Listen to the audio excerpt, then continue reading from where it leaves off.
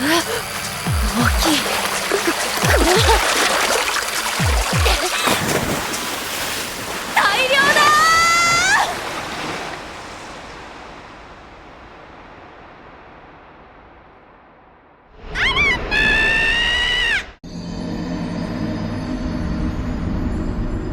good, anime enthusiasts? Happy New Year! Wait, no, I already said it in another video. Anyway, what's going on, guys? How's your New Year? We got a new Gnosia episode. Wait, hold on, no, JD, yo, Happy New Year! How's it going, man? What you been up to? Yeah, what's up? Happy New Year, Soren. We're just chilling, trying to get some sunlight. You know how it is. Touch grass. Oh, every day. New Year, new episode. New Gnosia, good times. Getting into this episode, man. I'm happy that we've got a new episode. I'm also a little unhappy about a few things about this episode, but we'll get into it as we get into it. Obviously, of course, we need to have, I guess, a breather, as what this episode title is called, interlude. We get a little breather. There's not so much meeting action or Gnosia action happening, as this is more like a bridge going into the next part of what's going on. And Setsu, you know, at the end of that, at all these episode reviews, I've been always on your head, Setsu. I'm glad, because now we get a whole episode dedicated to you. Now I'm really coming for you. But I understand your predicament, but I still got a few choice words. What about you, JD? You know how I am about these characters, man. I'm gonna be on my Setsu defense, just like I'm always on my Jonas defense, just like I'm always on my everybody except Chippy defense. You know how it goes. I do think that going into this, I wasn't really prepared to have a Setsu episode this soon. And I think I'm the only person who thought this was early to have a Setsu episode, just based on what I'm hearing from Reddit. But I'm all here for you. Good time. So I'll say this now, and I'll expand it on it and I'll expand on it at the end. While I'm glad we got a Setsu episode, and you're right that this is too early for it, I think this episode should have happened after episode 12, before the break. So we get 13 episodes, then we have a week break, and then we go into episode 14. To me, that flows better. And the reason why it flows better is because in the beginning of this episode, it actually begins with Yuri's POV of him drifting off after Gina pushed him off last episode. And then we actually go through the process of looping again, and we wake up next loop with Setsu. Then Yuri, in his mind, and he's wondering, he's in the elevator. It's like, what can he do to make everyone happy? Or what choices can he do? Is it fate for it to be this way? Does someone always have to be sacrificed for something happy to happen? Because Yuri is looking for that one ending to where I'm guessing everyone survives, everyone is happy, and the Gnosia is done. And while he's so busy in his head, Setsu faints. She passes out in the hallway. Yeah, and you can see it during the monologue that Yuri has to himself. Setsu is very despondent. She's leaning up against everything for support. Right? Inevitably, she just collapses. And at first, I got scared too. I was with Yuri. I was like, Setsu? Setsu, no, please. But she's actually okay. As we cut to Setsu's room, she wakes up. And the first thing Setsu wonders, not about her health or anything. She just says, yo, how many days has it been since we left Liyuan? And then Yuri goes like, hey, Setsu, you didn't loop. And Setsu goes, huh? I was like, hey, yeah, you're fine. Levi checked you while you were sleeping, and it was just due to exhaustion. You're fine. Setsu they have a one-track mind. Like, where am I? What happened? Okay, let's get down to business. They don't have any time to chill. They're just running through the motions over and over and over. But Yuri had the meeting delayed because, Setsu's down. Obviously, it makes sense. Not everybody can be present in the meeting. And while Setsu just has to, slow down for a moment, Setsu takes the opportunity to ask. No. Yuri takes the opportunity to ask questions. Like, hey, Setsu, what happened to you? Oh, wait. I shouldn't really ask you that. You might be a Gnosia. You shouldn't be sharing information. And then Setsu goes, If I was Gnosia, I probably wouldn't be passing out in a scenario like this. And so Setsu started to ask some questions. It was like, hey, how much do you know about Kakrushka? And we go through, Setsu goes through this long-winded explanation of Setsu has been doing like hundreds of loops. And in each of those loops, Kakrushka has always been present. So Setsu is thinking that their silver key is hinting that the next information they need to receive is from Kakrushka. And Setsu even mentions that there are some instances where Kakrushka just starts going crazy mode, as we have seen before. And they think that Kakrushka is hiding something big. So that is why the main reason Setsu was outside Jonas's room with female Yuri, bugging, trying to get some information. That is also why in the same episode that she's been like trying to figure things out. They were in storage. They saw the Kakrushka doll. It all connects. It all makes sense. But you know what the problem is? She's went through hundreds of these loops just to get this one information. That Kakrushka's trigger to go berserk is from Remnant. That's it. Pathetic, right? Yeah. Oh my god. Okay. Where do I start? Hey, Setsu said that's pathetic.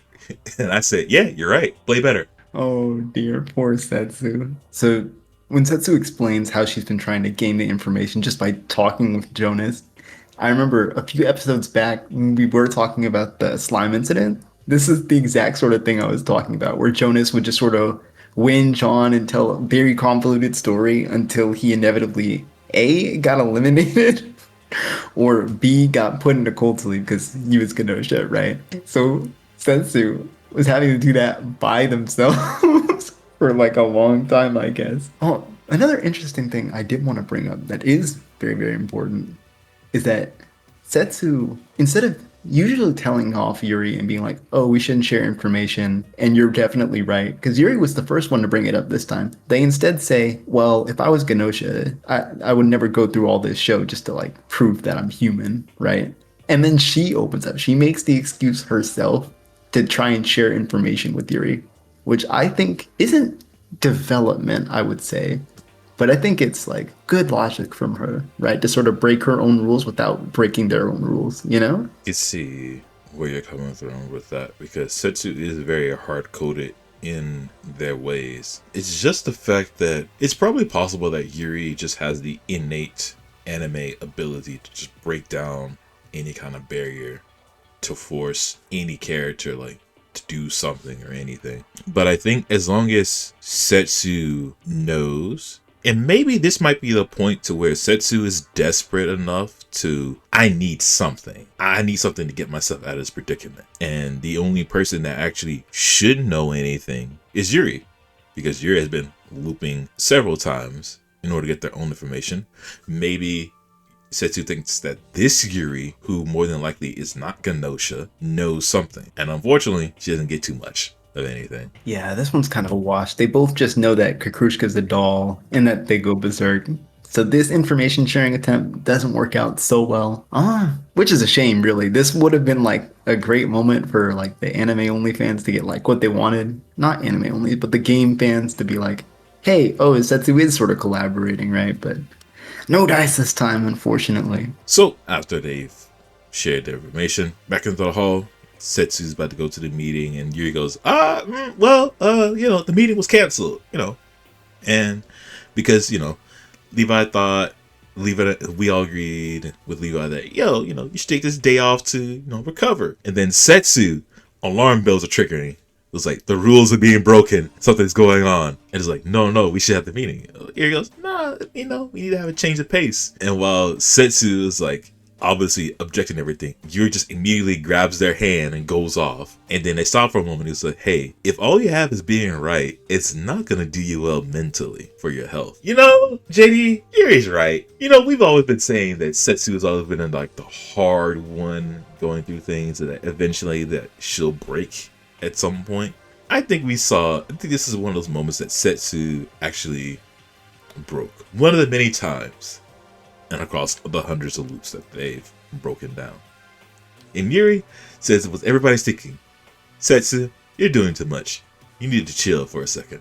Yes, man. Like we've been saying it all day. Yu Jong-hyuk, Setsu, they've been grinding forever. They need a break. They need at least one break because if you're at the point where you're mentally exhausted and dying, not dying, but like mentally exhausted, you pass out. You really do need to take a break. Even if it goes like so far against your nature, it's good to do at least one, right? One break loop, and that's all Yuri asks for. When they take her fishing inside the ship. All right, I'm gonna be honest with you. This is y'all's game event, and the next scene after it is y'all's game event. You can go ahead. I mean, they fish in one of the mini tanks looking for the synthetic fish. It's cute. It's nice. You got a nice thumbnail picture of Setsu catching Otome? Question mark? Because Otome is, of course, you know, a water animal, and they swim with the fishes because they're a dolphin. Yeah. Bro, tell me it wasn't the cutest thing you've never seen in your life, bro. Oh my god. I'm not gonna lie to you. I was just sitting there looking at it like, okay, this is something for the game. This is something for the fans in the game. You know, y'all got your fishing event. It is, right? Bro, looking at Setsu's face as she's pulling out Otome and Otome in her little dress just flying through the air. Oh my god, my heart exploded. I was like, yeah! Screaming at my TV like I just won the Super Bowl or something, bro. Peak cinema. But of course, not every scene can be happy because Otome, you know, kind of questioned something. She's let something slip. And then Yuri behind the back going like, shh. And Zoe said, oh, never mind. I'm sorry. Setsu looking a little confused. But, you know, it's okay. Next stop on our, let's call it, it's a date. Next stop on our date, it's a movie. And I like this scene, even though I don't have too many notes on it.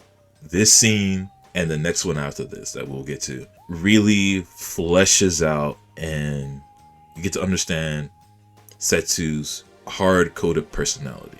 That yes, she is from the military, and she is more realistic than most people at heart. She's like on like a 9 for the realistic scale. Like even Setsu couldn't suspend their disbelief at the movie because they couldn't. It didn't. What's the word I'm looking for? They couldn't believe that the protagonist of the story couldn't save those people. Or no, they couldn't stand seeing people get hurt and the protagonist not be able to protect them. All due to Setsu's background. And that's a very nice way of fleshing it out. And honestly, this episode also helps us understand the two people who have the silver keys. They're two very different tactics on doing things with the silver key, and how they're literally the perfect foil to each other. No, exactly. I love seeing Setsu in this event just not being able to like even see other people getting hurt as a result of military inaction or ineffectiveness, right? And Yuri's thinking about it in the opposite way, where it's like, okay, but if the military had solved everything properly, like you said, then they would have no reason to like do anything. The protagonist wouldn't, right? And we wouldn't have a movie, right? And Setsu gets that, but she still doesn't, they don't really like the idea of it, right? I think for this event in particular, right, with the movie, they're doing a lot more to flesh out Setsu's mentality than they did in the game. Because in the game, it was a bit more cute, right? Setsu like doesn't watch movies, so she's asking things like, oh, what are zombies, right? And what is a housewife? And Shigamishi would say something along the lines of, oh, they're both just monsters, right? So instead of going for more a comedy route there, they just go with something a little bit more fleshing out for Setsu, right? In the game as well, there's a moment where Setsu actually just falls asleep during the movie on your shoulder instead of like actually watching it, and you're like holding hands. It's a very sweet scene, right? This one's more for narrative purposes, I feel like. They also slipped in that game thing, because while Setsu doesn't sleep on your shoulder, Shigemichi goes, hey, shouldn't y'all be holding hands? Which is a nice callback to episode, I believe, 2, to where Setsu tries to convince the others that, hey, Yuri and them, they're lovers. And they grab their hands. It was like, wait. So at first I thought, wait, so does everybody on the ship know that Setsu and Yuri are supposed to be lovers? Or was that just like a one-off thing? Okay, this is just my take on it. I think the animators and the writers for the anime, they knew that everybody wanted that hand holding so bad, so they had Shikamichi tease us with it, right? The other thing is also, oh, and this goes back to when Setsu was passed out in her room. We technically do get it because Yuri's touch is what brings Setsu like awake, right?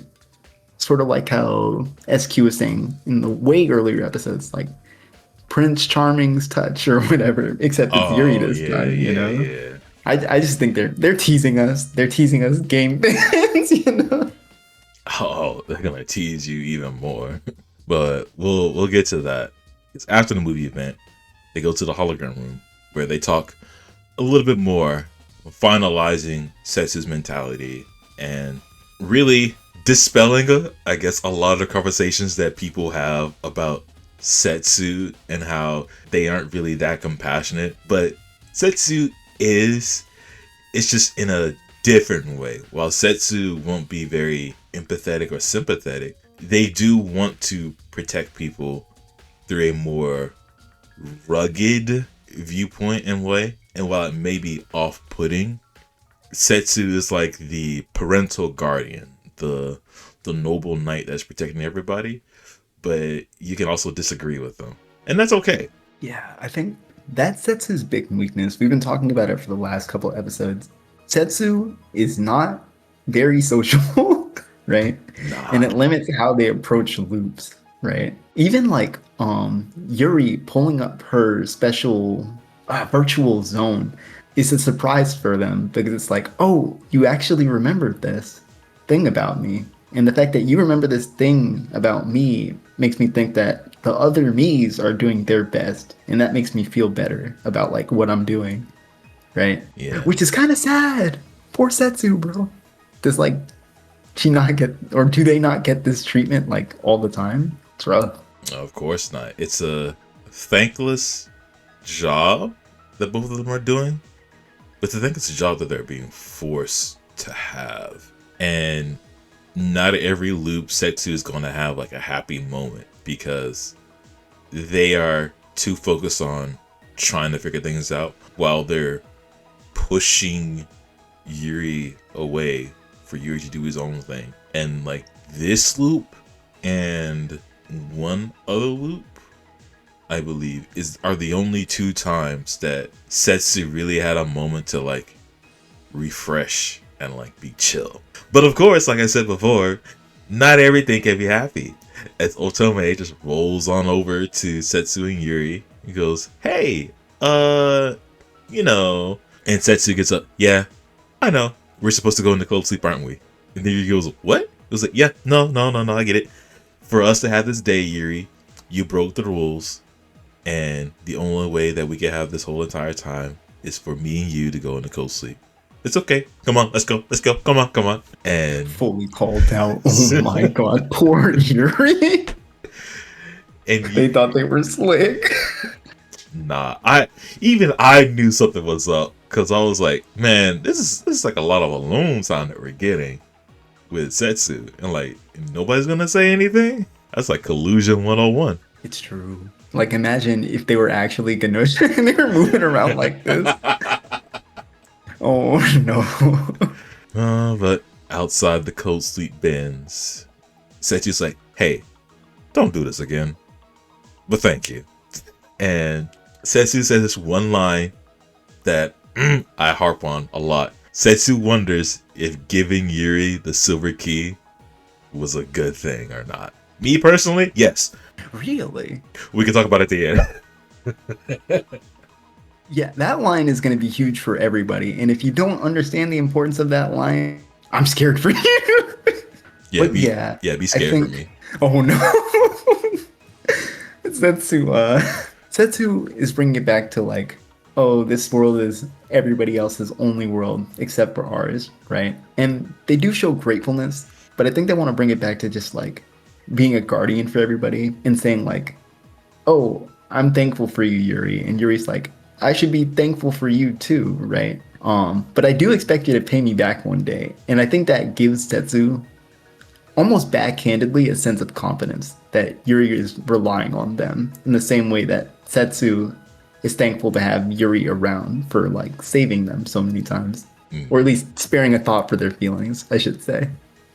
Yeah. And you get your cute little hand holding moment. But of course, it's through the cold sleep bend doors. How unfortunate. Oh my god. What is it? Sleeping Beauty? I think. Oh, that's a little worse than Sleeping Beauty. Yuri's like looking at Setsu being put in a cold sleep. It's like, my love, I hate to see you get frozen like a vampire in that coffin. Nah, that's Jonas looking at Kukushka saying just flip them both. You're like, dang, that sucks. But hey, you get put in a cold sleep. Next loop, baby, let's go. All right, folks, that is the halfway point. That was all Setsu. Now we're about to go downhill. So Yuri wakes up and he's like, hey, Setsu, is Kukushka on board? And Setsu says, no, I didn't see the name on the list. Yuri knows that his silver key wants information on something else. But he wants to figure out the Kukushka mystery. Keep this in mind, folks. Yuri's about to regress like an idiot. So the meeting starts. And this scene is cool. Setsu claps. We see all of the images of the players within the meeting, which is cool, by the way. I like this. Remember this, by the way. This is gonna happen again. So we're in the meeting. And Yuri is way too in his head, trying to figure out about a Kukushka and what he needs to do. And when SQ is like, Yuri, and he goes, huh? And everybody's like, hey, you want to say something? And Yuri just gets too flustered, gets put in the cold seat. We go next, baby. We did it, boys. Yuri out first. Let's go put it on the bingo. We get put in this cold seat. We go next. We wake up. Such a collapse. Images show up of people again. All right. Yuri goes like, all right, I need to focus. I need to get through this day one to figure things out. Hey, and by the way, engineer credentials? Shigemichi raises his hand, opens his mouth. Cold sleep. Let's go. Let's go. Bro, he speed ran this. I'm here for it, bro. That's perfect Gnosia right there. Shigemichi out first, good. Get him out when he's not good. So we're good. We got through the meeting. Yuri has time to get into his head and try to figure out, okay, what is Kukushka and what does he need to figure out? And he goes through a long process of naming people and remembering everything that's happened so far. And what it boils down to is that we now have the major players within this Kukushka mystery. We have Jonas, the husband for Arya. We have Kukushka, the doll, who represents Arya. We have Remnan, the trigger for Kukushka to go berserk. We have SQ, the 511th copy body from Manon to inhabit. And we have Manon, the person themselves. He doesn't come up with the conclusion immediately, but he knows all the major players. And he starts discussing his findings with Setsu. And he just like spilling everything. Man's just giving Setsu everything. And then Setsu lands on a theory. What if Kukushka is Manon? Now later on they do like sort of figure things out. But yet they make sense.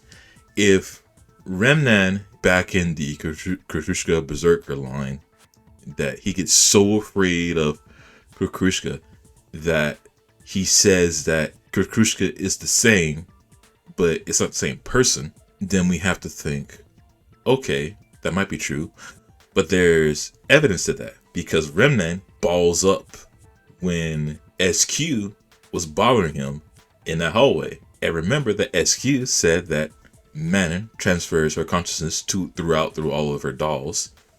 SQ is one of them. SQ also says that there are loops to where Manon has 100% been put into SQ's body, SQ's mind. So in that particular loop, Manon is in SQ, therefore Remnan afraid. So if Remnan is afraid of Kukrushka, then that means in those particular loops, Manon is in Kukrushka. But how? Nobody knows. Not quite yet. But that is the working theory of everything. And after both Yuri and Setsu talk it over, Levi tells them, hey, yo, warp is commencing. Get to your rooms. And Setsu was like, hey, Yuri, thanks for the information. But, when you change world lines, anything can happen. The Gnosia reveal. Yuri gets body and we go next. Goodbye, Yuri. Goodbye, friend. Alright, so this is what everybody's talking about when they think of this episode. Man, why did Setsu take out Yuri after they got all that information? And I'm just over here like, man, this is the best elimination ever, right? Okay. Y'all have to remember. Setsu said while they were Gnosia the first time, and you was afraid, it was like, hey, you need to do your best in each and every loop. If I'm Gnosia or not, you need to treat me as if I'm Gnosia, unless you're absolutely sure, because there's no telling what's gonna happen.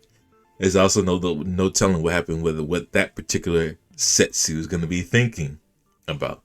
Maybe that Setsu is in in their earlier loops, to where they're still trying to figure things out and they're more ruthless. Maybe that this particular Setsu is trying to figure something else out. But if you're revealing so much information, hey Yuri, you know a little bit too much. You're gonna be a problem with me. You're gonna cause more problems for me in this loop. So I need to take you out now. And of course, if Setsu wants to play the game for real, the Gnosia game, that's a free kill. There's a lot to talk about with this particular part. Because this particular scene got a lot of flack from people because they were like, Setsu did that for no reason. And if you look at just this, it's kind of true. I won't lie. Firstly, Setsu Silver Key, it's almost full. It's like 80% of the way there. If you look at the scene, right? That's a bold face. Oh, wait. In this one? Yeah, in this scene right here. Was it? Yeah, check it out. Put up a screenshot too. It's pretty full. Hold on. You talk. I'm gonna look while you're explaining. Because I'm definite for sure that it was a little bit above halfway. Boom. Right here. You can see I'm gonna call it water. The water is filled up. Right next to the big diagonal mark straight to the silver key. Right? This is a very late game Setsu. Right? So the idea that most people have is that late game Setsu should be like very, very like kind, sort of like lenient with Yuri, open to like sharing information, even if they're across teams, right? And this isn't necessarily wrong, but I think there's a lot of like information between those points that you can either infer or like put in that sort of dismisses that Setsu is just like punishing Yuri for being too open, right? Not that that's a problem, even if they do, right? But you can say, oh, who's Setsu's other Gnosia, right? Like, who are they partnered with? Did they actively target Yuri, or was it sort of just like a consensus thing and they didn't have a choice? You know, there's a lot of gray area there, right? The other thing that I want to say personally is that this is a plot contrivance that's needed just to get Yuri to focus on something else instead of Kukrushka. Because you saw in the last two loops that they only got to see Kukrushka for like one of them, right? So they're forcing an angle that they just don't have the right to, you know what I mean? And that's what leads us into the next loop in their bedroom, right? Let me press play. Hold on. Before you continue, all right, this is gonna hurt me more than anything because I don't know. I really don't.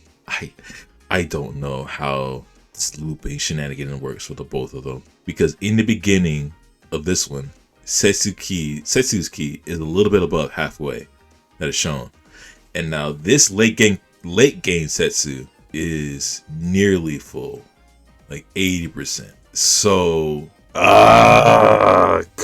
For all my anime heads, you gotta remember that the two loopers, Yuri and Setsu, experience their loops in a different order. So, beginning of the game, Setsu might meet late game Yuri, and late game Yuri might be. Did I just say the same thing twice? Or vice versa, right? Where Setsu can have like a 10% filled key and Yuri could have like a 80% filled key or vice versa, right? So at any given moment, you could have a late game Setsu and an early game Setsu, and sharing information might be A, useless, or B, totally life changing, like we saw in their attempt earlier in the episode, right? Wait, so that Setsu already knew everything and they just bodied Yuri for no reason. They just dunked on him. What kind of mentor is that? Oh no. No, I'm being bodied. Oh no. No. That makes sense. That makes perfect sense. No. That makes perfect sense because if beginning Setsu's key was halfway, a little bit above halfway filled, and then this one is nearly filled, that Setsu already knew about everything that happened this far. They're just trying to figure out some other scraps of information.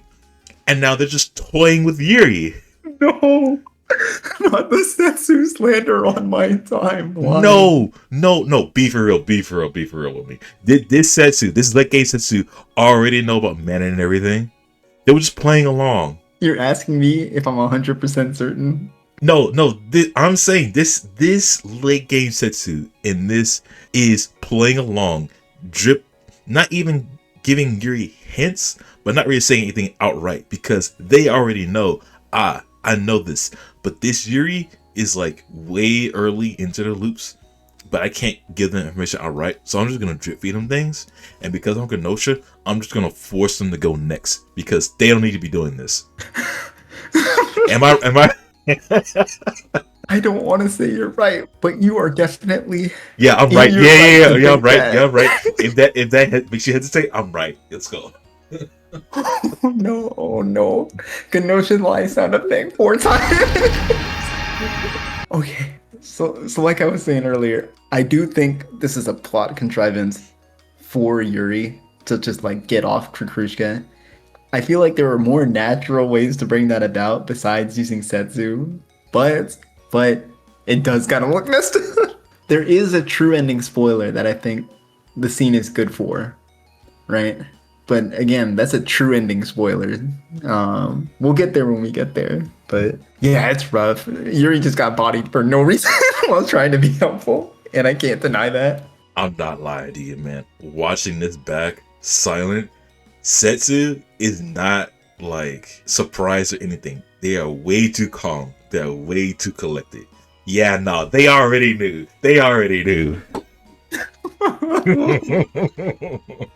Setsu fans, I have failed you. I cannot defend this person right now. You can't. We cannot fix Setsu. There's no way, dude. Alright, but we do go next for better, I'd say. We do go next. We wake up, and of course, it's a good old Setsu clap. We see all the players in this loop, and Yuri back in his head. All right, Kakusha in this loop. Let me focus on something else. And so while he's in his head, he remembers something that Setsu said. The more Setsu looped, the more Kakushka was always present. And he starts thinking, huh? And suddenly he latches on. And then he goes through the day as normal. Unfortunately, our goat Rakio gets day 1 cold sleep. We're back on the losing end again. Rest in peace, Rakio. But Yuri is back to his room. And now he is He's got his notes out, and he starts mapping out all the people that are shown up in these last few loops. And there's one person that has shown up, Yuriko. And he's like, dang, why didn't I think about this before? And so as he's monologuing in his head, he's rushing through looking for Yuriko. Looks in her room. For those who haven't noticed, those are game heads. There's a little Easter egg. I'll show that real quick. And then he gets into a hologram room where Yuriko's just standing there. And Yuriko's like, man, about time you figured it out. So Yuriko is just waiting for Yuri?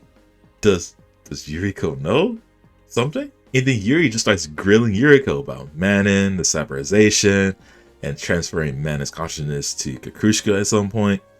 And then Yuriko just balls out laughing, saying that, yo, you're off the mark. But your theory on everything being connected is, it's not bad. It's like, I'm gonna tell you the truth. Then her eyes go red as she's Gnosia, and the episode ends. Bow down to the queen. Bow down to the queen of space. Alright, so like I said, this episode should have happened after 12, and then we have a natural break, because this is a nice stopping point. Because previously we had a break, I was thinking at the end of episode 12, we were actually going to see about Yuriko, because we already theorized that within the episode itself. Like, we had that connection. But we got the Setsu episode beforehand put in, like, for halfway through. Not even halfway, like 3/4 the way through. Because Yuri was also too focused on trying to help Setsu rather than play his own game. And now, unfortunately, at the end, these last like 2 to 4 minutes, we actually get the continuation of episode 12, saying like, hey, we need to talk to Yuriko. Yuriko was the next step. The Silver Key didn't need to tell us. We just knew through context clues. That's my gripe. I definitely think I agree with you on that. I would have really liked to see, maybe if we put the Setsu specific events, like in place of, no, Gina's loop was the whole episode long. Yeah, and so was Excuse. Damn, where do we put Setsu's events? After we go through Yuriko stuff. Oh, that's game heads. You know what I'm thinking, but that's an awkward spot. I mean, with a natural story flow, because the beginning of the episode started off directly after Gina's, you would kind of expect between them, because we know of Yuriko and we know of the Hoshibune and we know of cyberization, we know that, okay, Yuriko is our next stop, but we take a break to play with Setsu for a little bit. So this little natural break kind of stops us in its tracks. Now, I think it will flow a little bit better if the entire episode was dedicated to Setsu. And then probably at the end, we get Yuri going like, okay, I've helped Setsu, I've done her thing. Now let me focus on what I need to do next. What was I doing before? We get a small little recap of what we did in episode 12. And then Yuri goes, I need to talk to Yuriko. And then we go from there. I definitely agree. I think with the amount of space we have, I would have preferred having that direct continuation off of Gina's loops into going straight to Yuriko. I personally don't know where I would fit the Setsu parts. That said, I did want to bring this up. There's going to be random points inside this episode where Yuriko is at the fish tank, tapping the glass at 2 of the fish, right? I want to know if you caught that. I did. That was also an obvious hint saying that, hey, Yuriko is next. But, of course, we're not going to get Yuriko until the end. Like, Yuriko is, like, waiting. Also, I believe on the Reddit, I think it's either our anime or the Arkanosha one.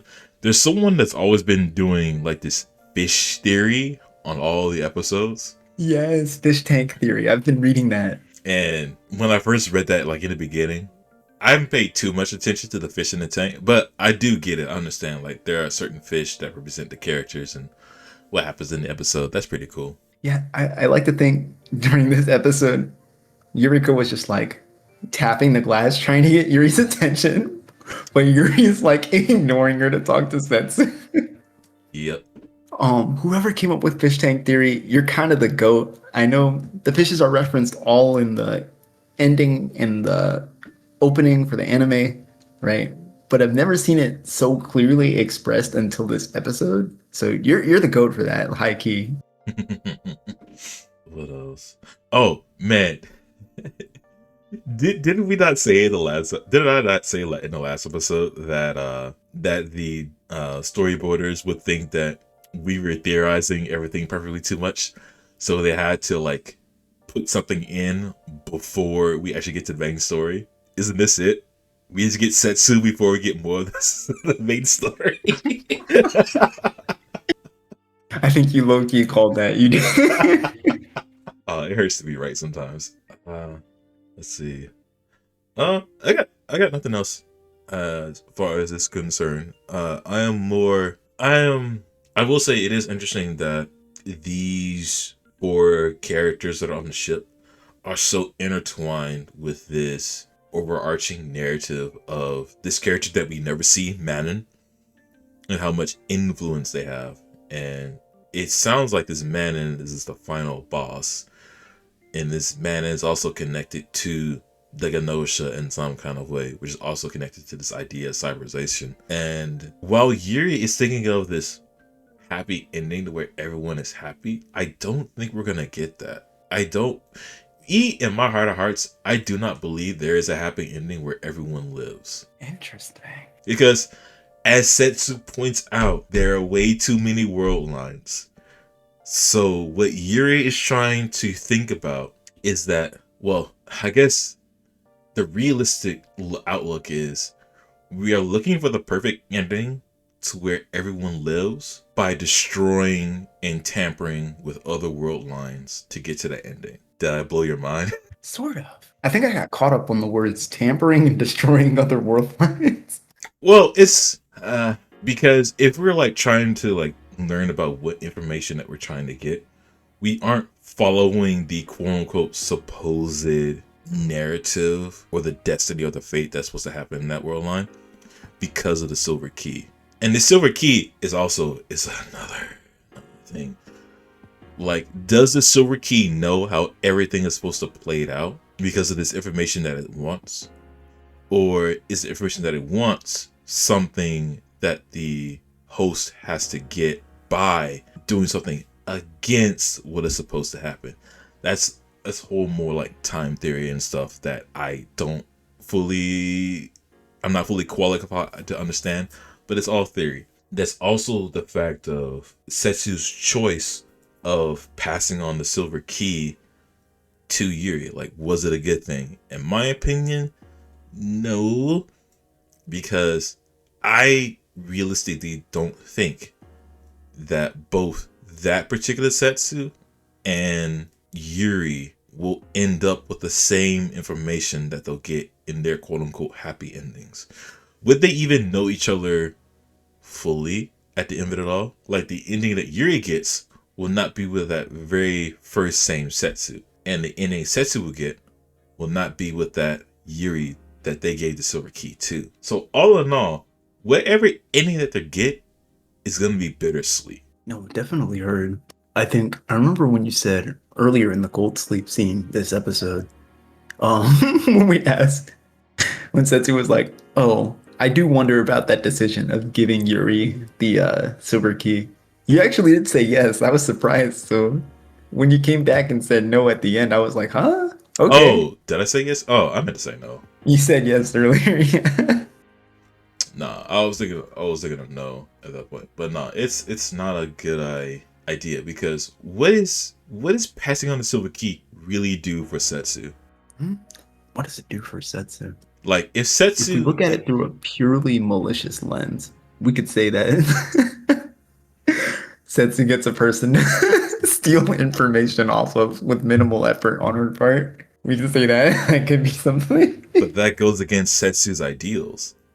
Actually, Setsu passing out the silver key actually goes against her ideals, really. How do you figure? Wait, if Setsu wants to protect everyone, then why give Yuri the silver key? If Setsu doesn't want wants to treat each and every world line as precious, then why give Yuri the silver key in the first place? That's a great question. And of course, we can bring up a contrivance and be like, oh, if Yuri doesn't have a key, we don't have an anime. Ha ha ha. But let's like not fun. Let's be so for real, right? I mean, some of these stories have to start off somewhere, but it also has to. But it also has to give us to effect of who gave Setsu their silver key, or did how Setsu get the silver key? Which then harkens back to this episode of Setsu saying, "How many days has it been since we left Liyuan?" Did Setsu get her key on Liyuan? I think she was asking how many meetings had gone by. I think that's what. Well, no. Why would Yuri then say like, "Oh, you didn't loop"? Hmm. Yuri's still amnesic. Yuri still doesn't know what happened on Liyuan. That's true. Like the only thing Yuri knows is I wake up. Yeah. So yeah, Why that's did she ask that? so Setsu. I'm still on your head, even though this episode like brought more light into you and how much more compassionate you are in a different lens, and how actually great you are. I'm still on you. Especially you, late right. game Setsu, like bodying Yuri like that. I see you. I see you. That's just gonna be a permanent mark on their record. You know it. I've seen the Reddit threads, man. They're going for her head, not her head, their head. By God, that has to be it, right? That Setsu just knows everything. So Yuri just flipping, doing the bad thing. Setsu's like, this idiot. Let me send him back real quick so he learns. That's tough love. That's tough love. That militaristic tough love. Speaking of which, are they actually lovers? Do they actually have a relationship? Or did Setsu just develop it after like seeing Yuri so many times? Yuri, I need you to unlock your memories before you got like amnesic and like stuff. It's just also the fact of the loop to where Stella said, Yuri, you saved me. How? Wait, was Stella said Yuri saved her? Yeah. Or was it Setsu that saved? Oh wait, do you know what episode that is? That's kind of important. Yeah, that's back. Oh, that's way back. It would happen at the end of episode 2. 2. To where Stella just glumps Yuri. I gotta review that. Hey, we can do it right now. I can edit this shit in. yeah, true. Love editing. Okay. Hold on. See, this happens when we attempt to carry Shigemichi back to his room for some reason. Oh, when he's in the headlock. Man, she's just head over heels for you. I wanted to be the one to save her. When we were fleeing you in, I heard you helped her out. Okay, that tracks. Yes, sir! Holy. Hey, man. I take notes. That's a W man's right there. This is the top tier of anime watcher. We keep receipts. That is why my stands in a set. Okay, I'm sorry. So yeah, I don't know. Okay. There's so much. There's so much that needs to happen within these last 8 episodes and explaining.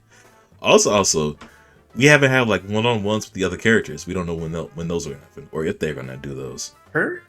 Who are you looking for? Because we got like Comet, Gina, Stella? Question mark. We didn't get Setsu. Kind of had a one. As like a pure one-on-one, we get to know a lot more. So we have Comet in the Gnosia loop. We have SQ, learn about Manon. We have Gina. We have Setsu. Now we're about to get to maybe Yuriko having their own. Technically, we don't have Kakrushka and Setsu, but we're learning so much about them from the other characters that maybe we don't need them. And of course, that is all of the mostly female adjacent characters. Mm-hmm. And we still have another side of, we don't have a one-on-one with Rakio. Technically Jonas. We've done Xiaoming. We don't have Shigemichi. We don't have Chippy. Even though we had the gym scene with them, we don't know that much more. And Remnan. I think I'm going to go out on a limb and outright say we're never going to get a 1-1-1 with Jonas or Chippy. That's just not going to happen. We had like a lot of, not overlap, but I almost want to call it backwash information about them, just from like them being in proxy with the other people. Mm. Let's think. Kukrushka's never gonna get a one-on-one, I think. That's just not possible. Same reason as the other two. What are you talking about? We can't get a one-on-one. Yuri spoke for her during that one scene where he got caught in 4K. Nah, Kukrushka is a group package, I think, with SQ, Remnan, and Jonas, right? Hmm. Actually, I think that's everybody, isn't it? Yeah. I mean, I'm omitting Otome for a reason that Yeah. I think we exhausted enough we can get out of Otome with Xiaoming. No, definitely true. I would say the same. But here's my thing, and I'll end this on this. I want at least one more episode of female Yuri and Gnosia Yuri. That hard agree, man. Hard agree. I would love to see Kenosha loop one more time. Cause you just can't give me that one.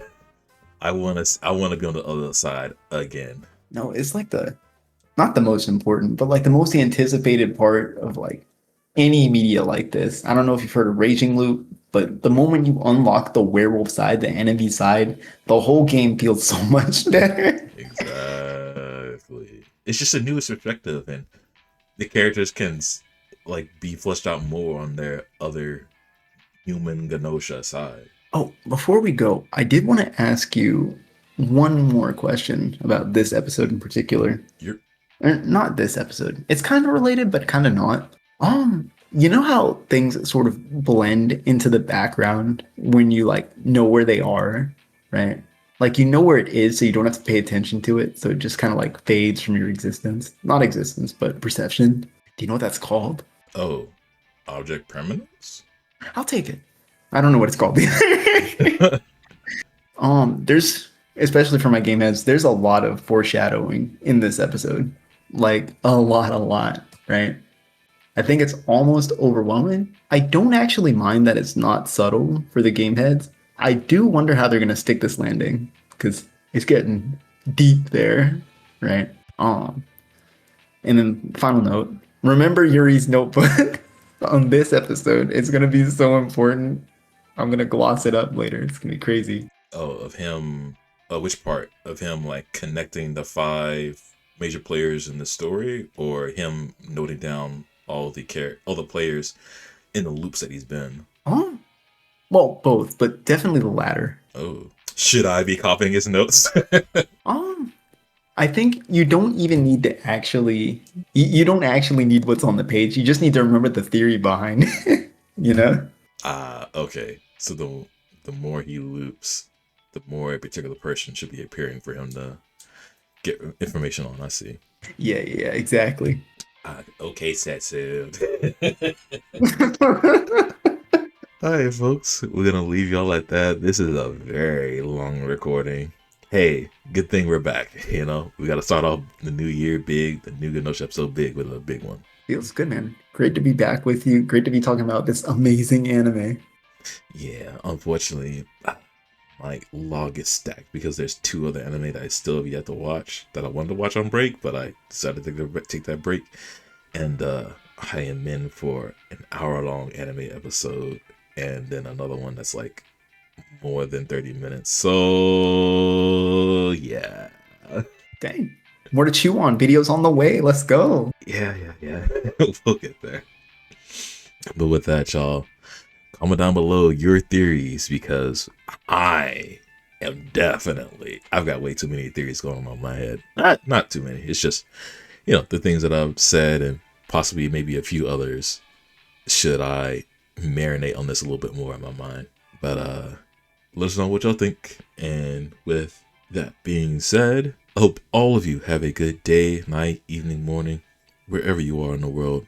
And I hope your day is just a little bit better than it already is. With that, with that, we will catch y'all in the next loop. Peace. See y'all later.